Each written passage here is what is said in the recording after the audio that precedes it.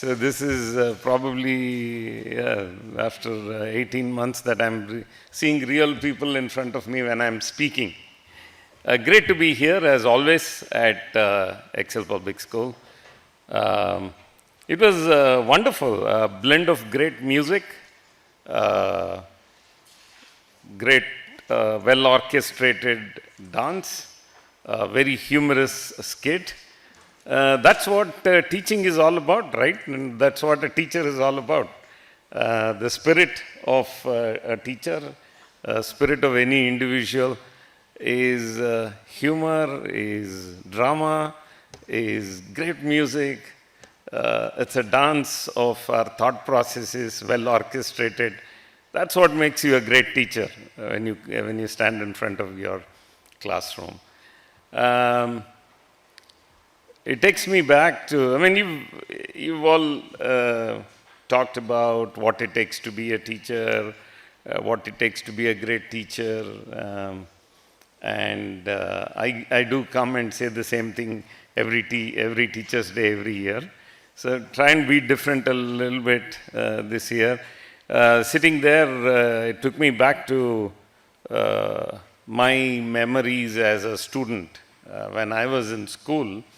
And my memories of fantastic, great, different, eccentric, but highly talented teachers. And I want to share some of those nice moments. It also helps me cherish those moments. When I was in school, I used to have a math teacher. It was linear algebra, something to do with equations that you had to solve, and he would come right on the board, solve an equation, all passionate, very involved, and once he got the solution, he would be so happy, he would do this, and that came from his heart. So he truly enjoyed teaching, enjoyed solving problems, and you could feel a sense. Every student sitting in the classroom would resonate with that joy of learning, and he was enjoying teaching. I had another teacher, an English teacher, who was a little bit hard of hearing. However, he had this amazing ability, and I'm sure you would have heard of it. When he started writing on the board, he would write with both hands. So the first line, starting from the left-hand side of the board, and the second line, starting from the right-hand side of the board. So in 1 minute, you would have 2 lines. So amazing, obviously eccentric, but highly talented. Was a great English teacher. I went from Kannada medium to English medium, and first batch CBSE, and I was worried about whether I'll really make it in English medium, and I took this English course, and that eccentricity, that unusual talent, and the way he approached teaching English helped us, many of us get into English medium and then subsequently do our education in English medium. I had another teacher who was a Kannada teacher, and at that point, this is way back in the 1970s when I was in school, we used to have something called the non-detailed text. I still don't remember why they called it non-detailed. I still don't know why they called it non-detailed. But one thing I know is it was boring. To read that Kannada book was boring. To take a test or write an exam was even more difficult. So this teacher, it was mostly about stories, I think. And this teacher, who's still there, is in his late 90s, I still make it a point to catch up with him occasionally. He used to make the class very interesting by enacting a drama. He used to mono-act. So this would be the stage. It was a text which was boring, a lesson which was boring, but he would create an act out of it, and he would mono act it. And that's how he caught the attention of the students. So I think teaching is both an art and a science, and it's been said so many times. And today was a great example of art, of design, of humor, all blended together. I think makes you a great teacher. And when many of you are great teachers, it makes EPS a great school. And I guess that's why we are here to celebrate today. I should tell you this about Kapoor's Cafe. It is real, right? So, so there are two Kapoor's Cafes in Mysore. There's one not very far from where I live, which I used to frequent before COVID. And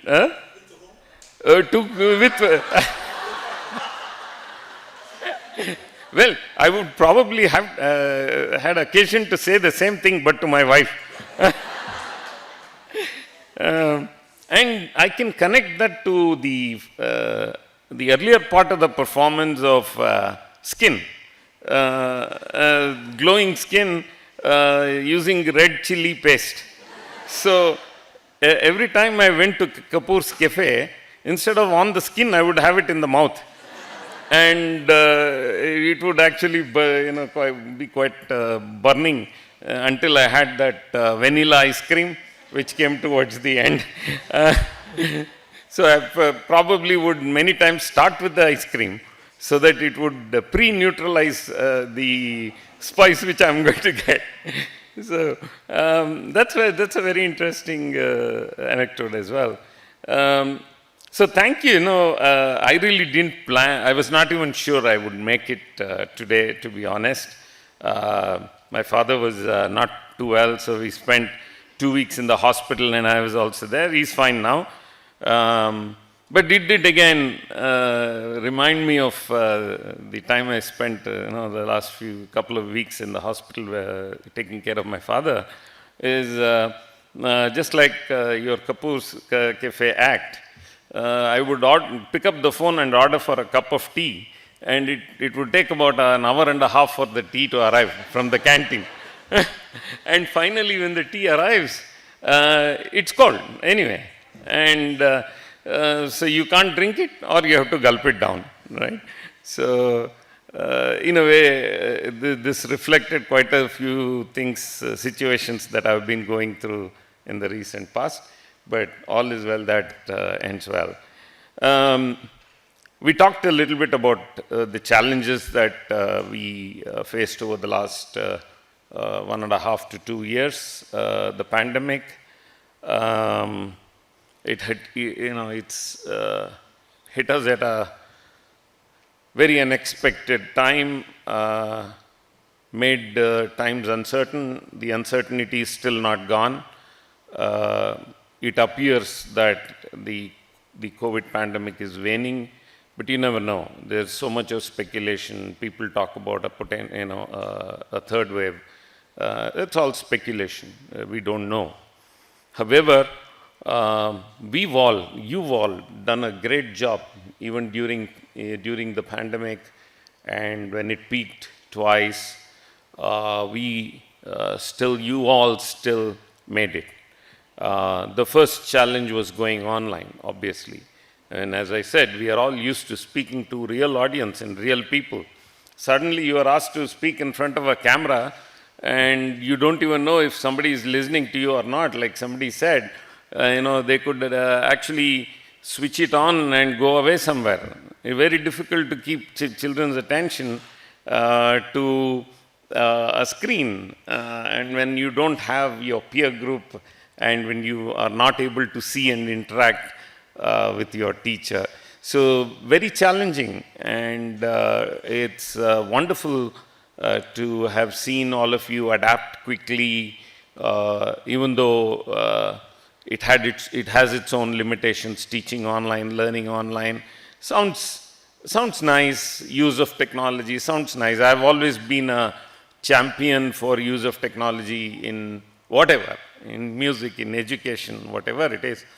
I always, I never looked at it as a must-have. It has always been a nice-to-have, and you need to have, as teachers, you need to have the freedom of how you're going to use technology, how much you're going to use technology. There is no fixed set of rules, there is no fixed framework, even though you read quite a lot about such things online. It's you who will use it to the extent you think it is useful to you and to make your classes that much more effective. But the courage that all of you displayed during the pandemic, coming to the school and doing the teaching online from here, is adapting to the disruption that the pandemic brought to our lives and to having to lead our family lives. It was never easy. So hats off to all of you for having gone through that, and hopefully we will come out well on the other side of the pandemic sooner than later. I also hope all of you have gotten vaccinated, and no, that's fine, but important that when vaccination is available, we make use of it and we take it. All that we did was facilitate. So thank you. I had a lot else, a lot of things on my mind, but most of you have already said what I wanted to say. I don't want to take a theoretical approach of teaching Teachers' Day, significance of Teachers' Day. It's all been said. So it's time to loosen up a little bit, I think, especially after a very difficult 1.5 years and maybe a few more months to go, who knows. I think we should start to take it easy. And one thing that I have personally learned during the pandemic is grit and determination. And I think all of you have shown the grit, the determination to stay there, stay tight, and brazen it out, brazen the pandemic out. There was a time when